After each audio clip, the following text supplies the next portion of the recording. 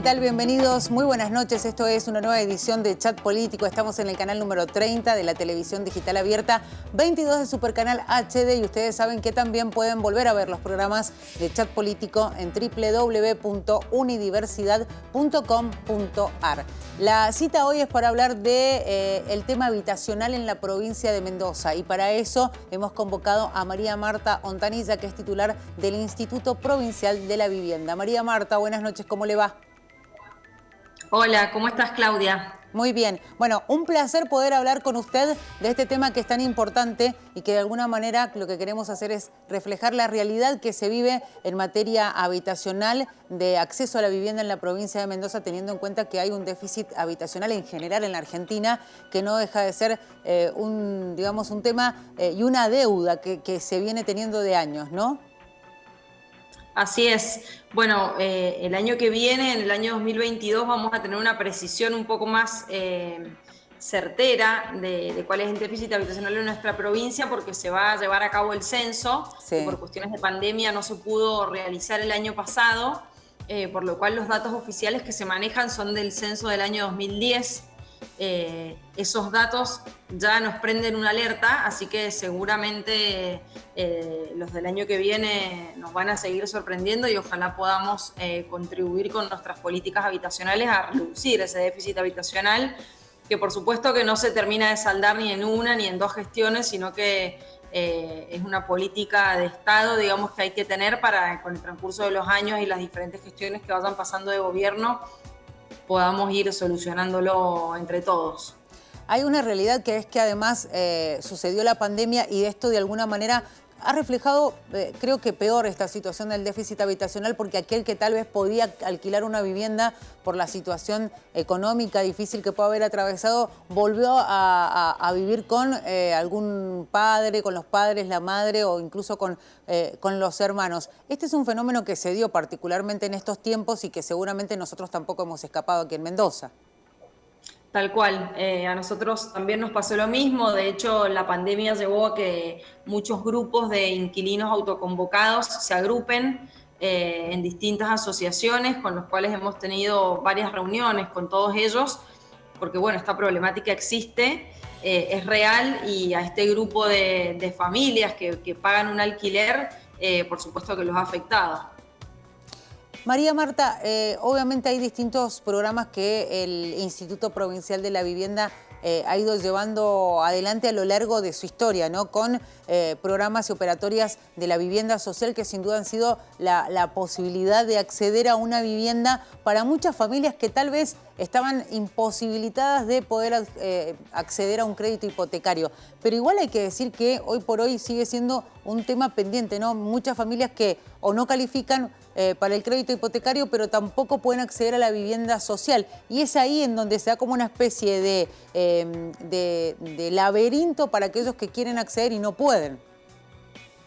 Bueno, así es. Nosotros hemos largado un par de programas nuevos que anunciamos junto al gobernador y al ministro en el mes de agosto, que justamente contemplan esta situación que vos bien explicabas recién, y también dan cierta flexibilidad de acuerdo a lo que históricamente se ha trabajado en el IPB, porque hoy por hoy, con los tiempos que corren, la conformación de una familia, como estaba estipulada hace un par de años atrás, hoy cambió y es distinta. Entonces estamos flexibilizando nuestras condiciones en cuanto a lo que tiene que ver con tener una familia o estar casado, tener hijos, y también permitirle a las personas solteras que tengan ingresos a que puedan acceder a una vivienda, abrir un poco el abanico de posibilidades, entendiendo que todos tenemos los mismos derechos y que la necesidad existe en distintos tipos de población y en distintas conformaciones familiares. Así que en base a eso hemos planificado uno de nuestros nuevos programas, que es el programa IPB Mi Casa. Sí. Este programa contempla un cupo de 900 viviendas. Vamos a alargar en el mes de octubre la primera licitación de 300 viviendas que van a estar teniendo en cuenta estas condiciones que yo decía recién y estas posibilidades de flexibilizar las condiciones tan rígidas que siempre ha tenido el IPB, y también apuntando a un público que tenga otras condiciones económicas y que pueda pagar su cuota todos los meses, que es aquella familia que gasta en un alquiler 20.000, 30.000 pesos, que lo mismo lo pueda pagar en su cuota, pero de su casa propia. Qué bueno, porque para muchos significa una buena noticia. La pregunta que uno se hace es, primero, ¿cómo podemos iniciar un trámite, ¿no? Pensando en estos programas que ustedes ya vienen lanzando, que el IPB lanza para tener la casa propia, también incluso para poder acceder a mejorar la casa. Me parece que es algo que hay que destacar, pero digo, a la hora de querer acceder, ¿cómo debemos hacer? ¿A dónde nos debemos dirigir? Y sobre todo, ¿cuáles son los requisitos? Porque María Marta hacía referencia a esto de ser más flexibles. Ahora las familias están totalmente compuestas de otra manera y en eso también hay que decir que hay que evolucionar a la hora de hablar de requisitos. Tal cual, así es. Respondiendo a tu pregunta de cómo acceder a los distintos programas, nosotros largamos 3 líneas nuevas, te las explico brevemente y después vamos a lo que históricamente ha trabajado el IPB. Nosotros tenemos la línea que yo explicaba recién, que es IPB Mi Casa, que lo que apunta es a brindar una solución integral de la vivienda. Nosotros vamos a llamar a un concurso de proyectos y la familia va a adquirir el crédito de su vivienda ya construida con el terreno listo. O sea, es una solución como si fuese llave en mano. Claro. La vivienda con el terreno y las obras de urbanización completo. Que es de como acuerdo empezar al llamado de cero. De licitación, exactamente, y no se le pide a la familia ningún aporte inicial. Simplemente tiene que inscribirse en la página web del IPB una vez que estén los proyectos licitados, que eso va a ocurrir en el mes de octubre. Vamos a abrir las inscripciones y las familias van a poder inscribirse, o las personas solas, y luego se va a ir a sorteo de aquellas familias que cumplan con los requisitos. Ese programa es directamente dentro del IPB, no tienen que ir a los municipios. Claro. Se va a manejar centralizado, digamos, en la provincia.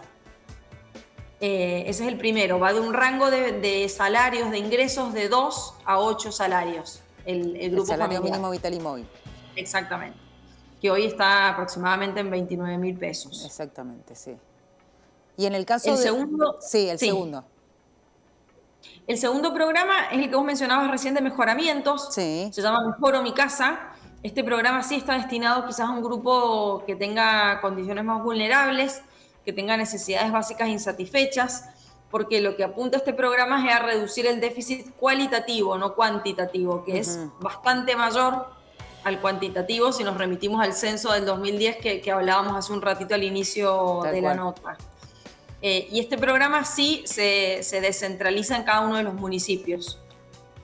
Los municipios nos están priorizando distintos proyectos con familias que necesiten ampliar un dormitorio más o que no tengan un baño en buenas condiciones, que tengan algún miembro con alguna discapacidad y necesiten hacer un salón. Esa licitación va a salir este domingo, no el próximo. Sí. Ya tenemos las primeras casi 900 mejoramientos priorizados por los 18 municipios. Así que ese paquete de 900 mejoramientos sale a licitación la próxima semana, el próximo domingo.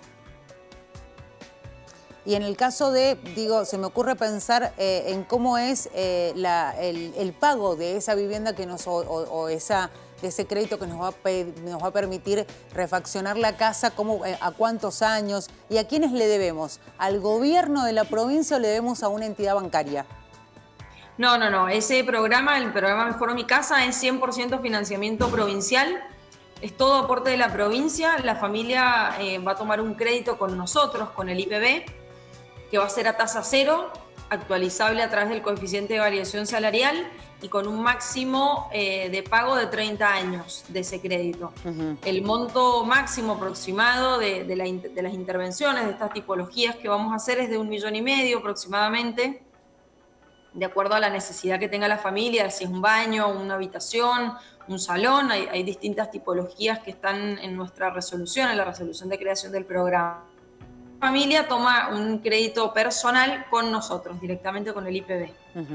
María Marta, vamos a ir a una pausa, enseguida regresamos y hablamos de las otras opciones que tiene el IPB para aquellos, porque también hay un programa en el cual si tenemos un ahorro podemos llegar también a acceder a nuestra vivienda, y de ese también queríamos hablar para que la gente entienda un poquito cómo es el sistema. Así es que le invito unos segundos a hacer una pausa y enseguida regresamos. Perfecto.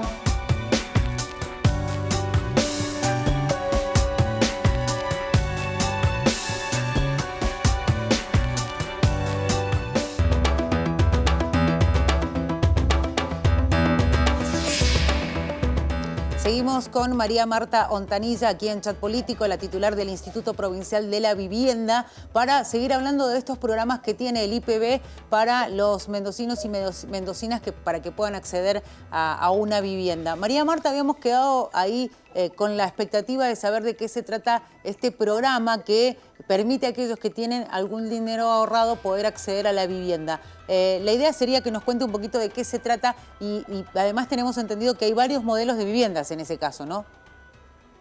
Así es, la tercera línea que nosotros tenemos y que formó parte de los anuncios es la línea Construyo mi casa, que en esta ocasión lo que hacemos es otorgar un crédito para que la familia o la persona construya su vivienda.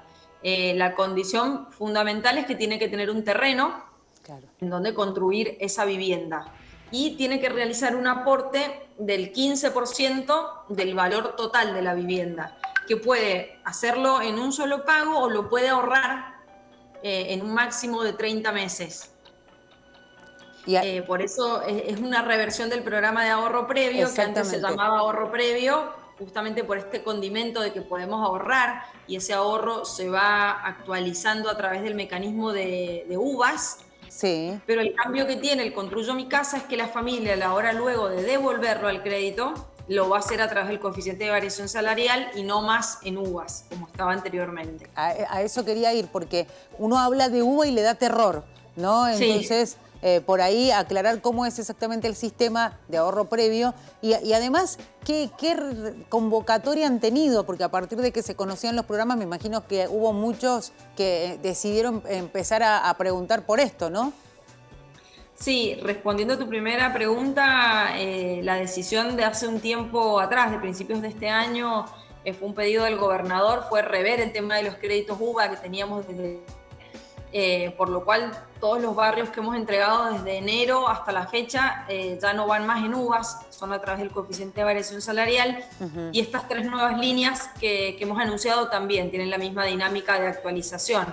En este programa particular hemos dejado el ahorro en UVA porque es conveniente para el adjudicatario ahorrar en UVAs, pero a la hora de devolverlo es más favorable que sea a través del coeficiente de variación salarial. Esa es la modificación que se le hizo al programa.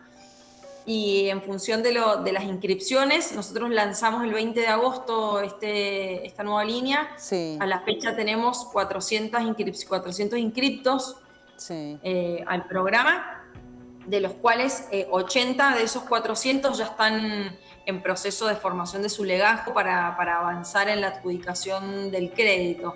Así que bueno, la convocatoria por supuesto que superó nuestras expectativas y estamos trabajando contrarreloj para poder sacar todos esos créditos adelante.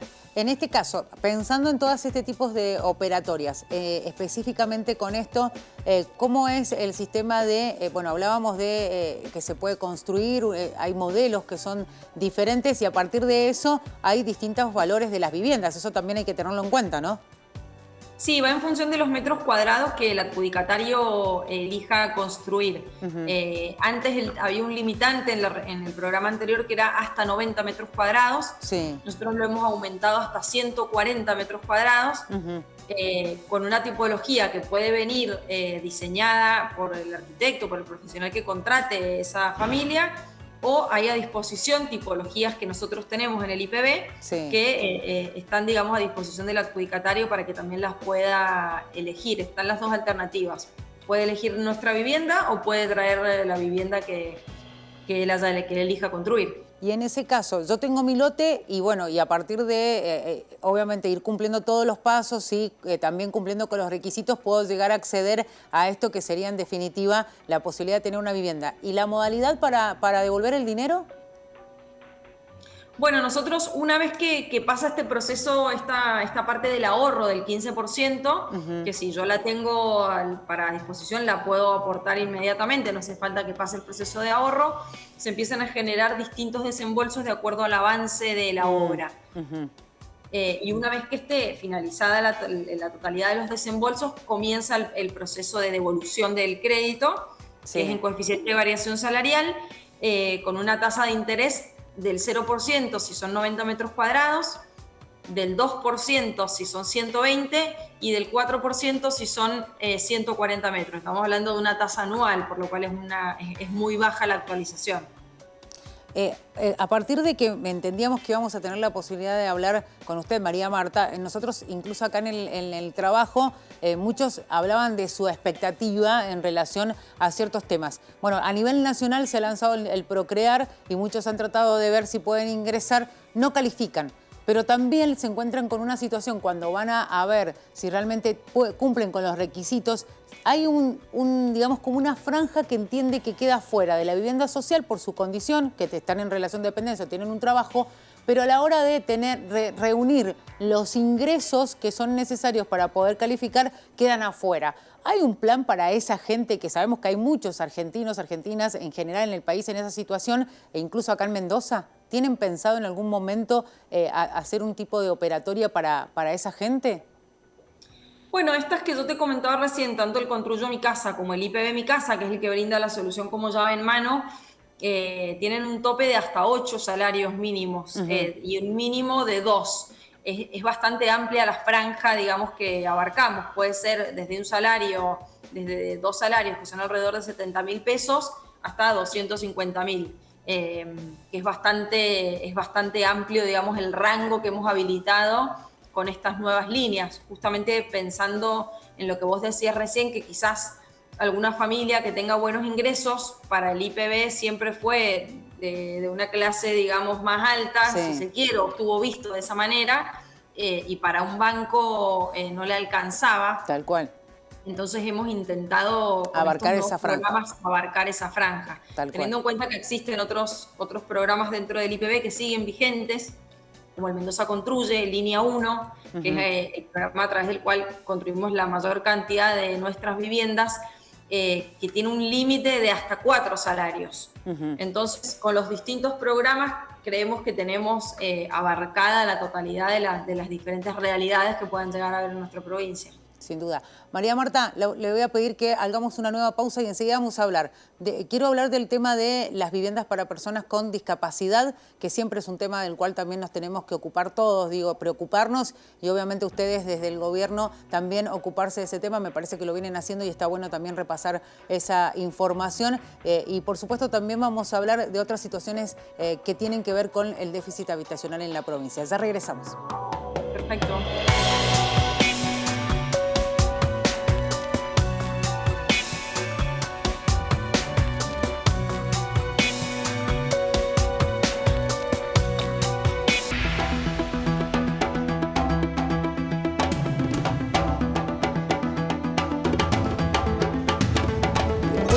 De chat político, ustedes saben, estamos en el 30 de la TDA, 22 de Supercanal HD. Si quieren volver a ver este programa, www.unidiversidad.com.ar. Seguimos en comunicación con María Marta Ontanilla, que es la titular del Instituto Provincial de la Vivienda, con quien habíamos dejado un tema pendiente y era básicamente, María Marta, ¿qué pasa con las viviendas sociales para las personas con discapacidad? ¿Cómo vienen trabajando ustedes? Y sobre todo para aquellos que tienen una necesidad, ¿cuál es digamos, cómo pueden tomar contacto con el IPB para poder avanzar en esa posibilidad de tener una vivienda?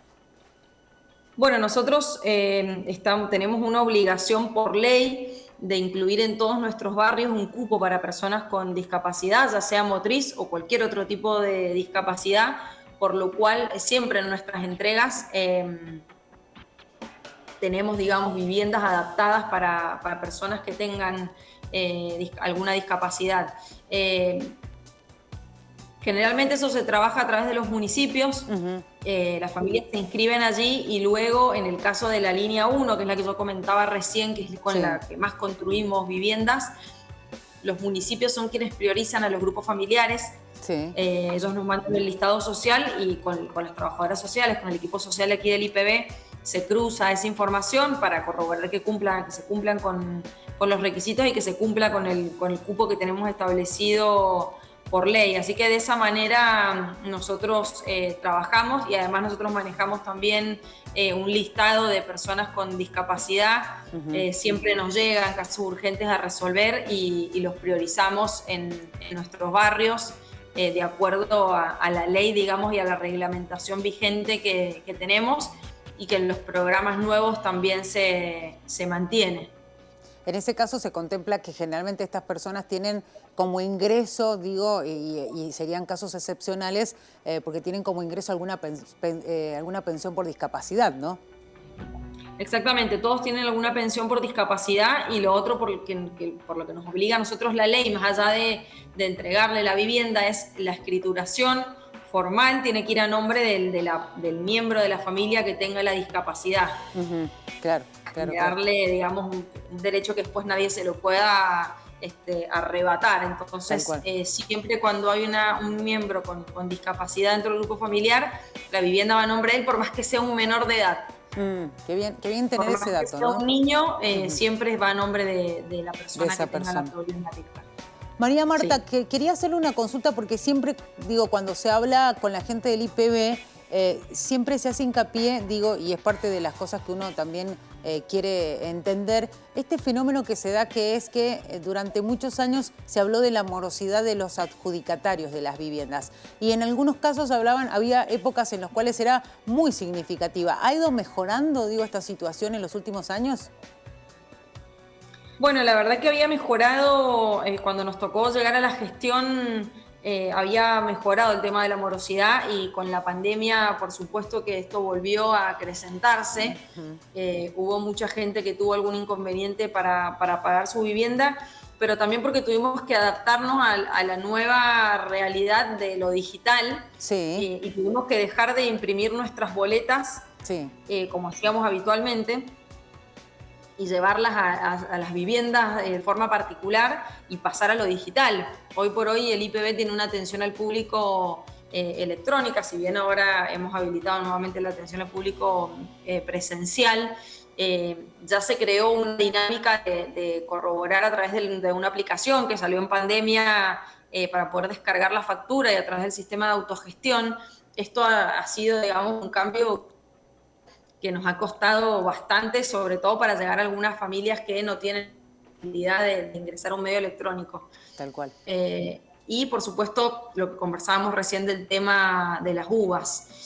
Un dato no menor, digamos, es que aquellas familias que optaron por cambiarse al método de coeficiente de variación salarial, que estaban con el sistema de uva y que eligieron cambiar, porque esto es optativo. Es optativo, sí. Esas familias hoy están al día, no presentan morosidad, aquellas que se cambiaron al coeficiente de variación salarial.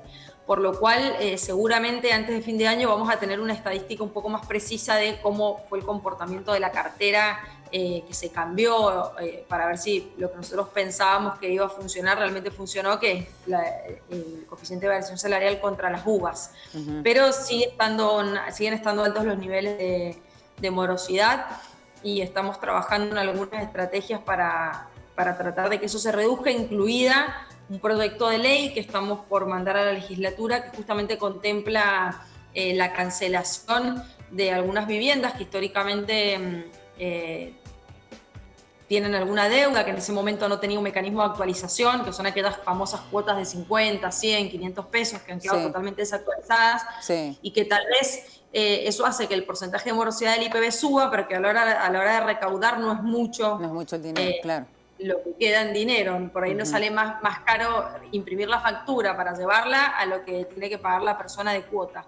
Tal cual. Así que estamos trabajando en un proyecto de ley que seguramente, ojalá pronto tengamos novedades de esa aprobación, y eso nos va a ayudar mucho a subir nuestros niveles de ingresos. Una última consulta, porque ya estoy contrarreloj y me están apurando, María Marta. Queríamos consultar también cómo es la articulación que tiene el IPB con los municipios, si existe esa articulación. Recién usted mencionaba el tema de las personas con discapacidad, pero ¿se puede ir al municipio o a los municipios a tener información más allá del propio IPB si hay algún programa en los municipios de vivienda? Por supuesto, de hecho, la política habitacional de nuestra provincia es descentralizada en los 18 municipios, por lo cual en todas las direcciones de vivienda tienen la información de nuestros programas. En cada dirección de vivienda está el registro de necesidades habitacionales en donde las familias se pueden inscribir para luego ser priorizadas para un programa de vivienda. Y el Mendoza Construye Línea 1 y el programa Mejoro Mi Casa son con priorización municipal. Son ellos quienes priorizan los listados adjudicatarios, así que totalmente las familias interesadas pueden acercarse al municipio donde vivan o donde tengan domicilio para inscribirse o para sacarse las dudas también.